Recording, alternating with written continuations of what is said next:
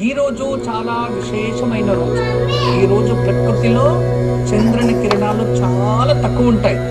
ఈ రోజు సాయంత్రం ప్రదోష కాలంలో ఎవరైతే రుద్రపఠనం చేస్తారో, ఎవరైతే రుద్రాభిషేకాలు చేస్తారో, ఎవరైతే ఇంట్లోనే పరమేశ్వరునికి కాస్త పూజించి భస్మార్చన చేస్తారో, అంతేకాదు ఎవరైతే శివాలయానికి వెళ్ళి 2 దీపాలు వెలిగించి వస్తారో వాళ్ళందరికీ కూడా ఈ ప్రకృతిలో ఉన్న శివ చైతన్య శక్తి అనేది ఆకర్షిస్తుంది, శివగణాలు ఆకర్షిస్తాయి.